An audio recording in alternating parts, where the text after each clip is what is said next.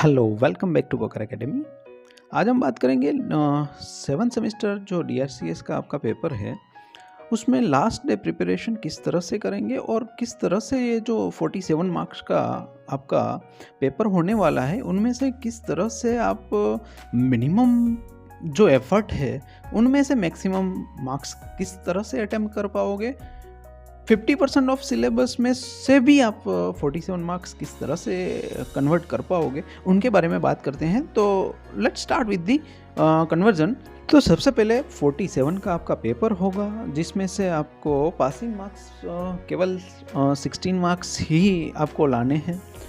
अगर मैं बात करूं कि अगर कुछ भी आपने नहीं पढ़ा है इससे पहले, तो भी आप अगर चाहो तो मिनिमम 25 मार्क्स ले ही सकते हो।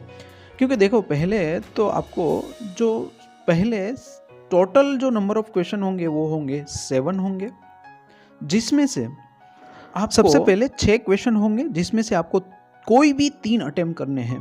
प्रोबेबिलिटी उनमें कौन से क्वेश्चन आ सकते हैं ये भी मैं आगे आपको बता रहा हूँ। बट जो 7th क्वेश्चन होगा इस पेपर का, वो होगा जिसमें आपको एक 5 मार्क्स का क्वेश्चन होगा, जिसमें आपको और क्वेश्चन भी मिलेगा। मतलब कि 7th जो क्वेश्चन है उनमें आपको फिर से एक बार ऑप्शन तो मिलेगा ही मिलेगा।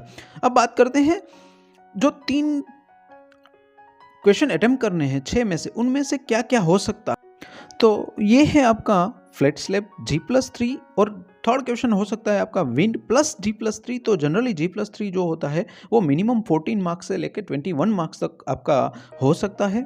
फिर हो सकता है आपका रिटेनिंग वॉल, वाटर टैंक, और 6 जो क्वेश्चन हो सकता है अर्थक्वेक। तो ये जो मेजर टॉपिक है उनमें से आपको 3 टॉपिक सबसे पहले चूज करने हैं।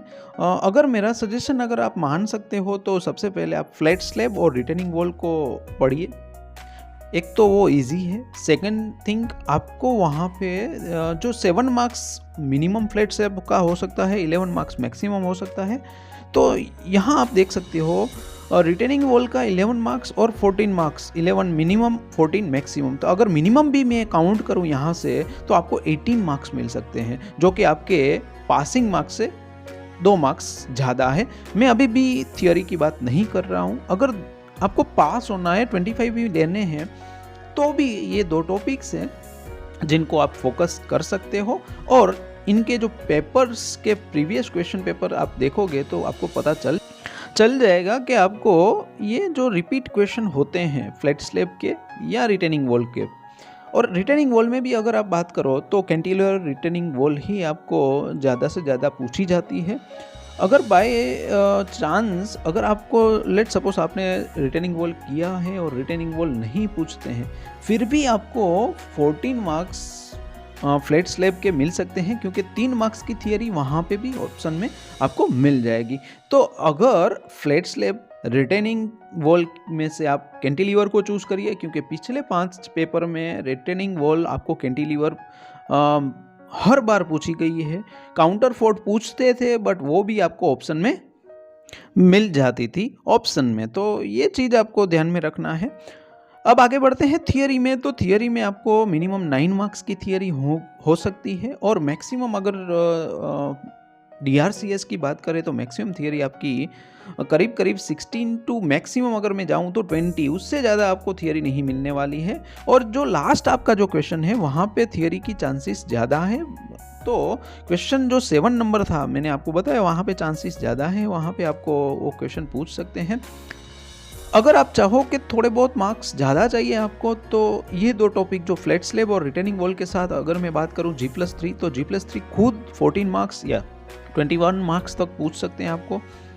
अगर उससे भी ज़्यादा अगर आप ट्राई करना चाहते हैं तो आप विंड लोड में जाइए। तो विंड लोड अगर आपको विंड लोड में आपको 7 मार्क्स मिल सकते हैं। तो ये चीज़ भी आपको काउंट कर सकते हो अपनी अगर स्ट्रेटेजी बना रहे हो कि मिनिमम एफर्ट में किस तरह से। तो आप देखोगे, एक तो रिटेनिंग वॉल हो गया आपका, एक फ्लैट स्लैब हो गया, और एक थर्ड जो आपको मैंने बताया वो हो गया आपका G+3 कर सकते हो और विन कर सकते हो। अगर ये दोनों कर सकते हो तो आपके ये 42 मार्क्स 14 into 3 42 मार्क्स कहीं जाने वाले नहीं हैं। और अगर थियरी की मैं बात करूं तो थियरी में आपको ज़्यादा से ज़्यादा 15 to 20 थियरी से जो रिपीट होती है उसमें से भी आप अगर कोडल प्रोविज़न जानते हो तो कोडल प्रोविज़न से ही आप 5 से 6 थियरी ऐसी है, इस 15 या 20 थियरी में से 5-6 थियरी ऐसी है जो डायरेक्टली आप कोड में मिल सकती है। बट वो चीज़ आपको ढूंढनी होगी, आपको समझनी होगी किस तरह से कौन से पेज पर कौन सा पार्ट आपको राइट करना है, लिखना। तो अगर आप चाहते हो कि ये चीज़ आपको मिल जाए तो आपको 200 इनकी प्राइस है और पेपर सॉल्यूशन के साथ आपको मिल जाएंगे, तो बहुत आसान हो जाएगा आपके लिए। आपको ये लास्ट मोमेंट पर प्रिपरेशन अगर चाहते हो तो पेपर सॉल्यूशन आप बाय कर सकते हो, अगर नहीं चाहते तो इट्स ओके। बट ये जो टॉपिक है वो किसी ना किसी तरीके से आपको करने हैं जो मैंने बताया। और एक चीज़ और ध्यान रखना है, बुक में से अगर आप पढ़ रहे हो, जो आप प्रकाशन जनरली हम जो यूज़ करते हैं, वहाँ पे बहुत ही ज़्यादा स्टेप्स दिए गए हैं जिसकी रिक्वायर्ड नहीं होती। फ्लैट स्लैब की मैं अगर बात करूँ तो वहाँ पे भी आप बहुत मिनिमाइज़ कर सकते हैं उस स्टेप को, क्योंकि अगर आप 14 मार्क्स का भी काउंट करते हो फ्लैट स्लैब और पेपर कंप्लीट नहीं कर पाओगे तो भी आपका कुछ काम होने वाला नहीं है। अगर रैंकर हो आप तो भी आपको मैं यही सजेस्ट करूँगा कि आप प्रीवियस पेपर्स देखें और उनमें दिए गए जो भी मैंने स्टेप्स लिखे हैं 100% आई एम श्योर जिन्होंने भी ये बाय किया है उनको पता है कि ये स्टेप्स जो बुक में दिए गए हैं उनसे बहुत कम स्टेप में ये काउंट आप कर सकते हो। वो चाहे रिटेनिंग वॉल की बात हो या फिर आपकी फ्लैट स्लैब की बात हो या G+3 की मैं बात करूं तो G+3 में तो 100% आपको बुक में से अगर आप पढ़ना चाहते हो तो पढ़ नहीं पाओगे, ये मेरी आपको गारंटी है, क्योंकि वहाँ पे पूरा एक G+3 डिज़ाइन दिया गया है। बट आपको वो कभी डायरेक्टली पूछने वाले नहीं है। सबसे पहले G+3 में भी अगर मैं बात करूं तो आपको जो डायग्राम बनाना है, लोडिंग डायग्राम, वो 100% आपको हर बार एग्जाम में पूछते हैं। अगर वो भी आपको आ गया तो 3 से 4 मार्क्स वहाँ पे भी आप कवर कर सकते हो। तो ये चीज़ थी जो आप कर सकते हो। And best of luck for your exam.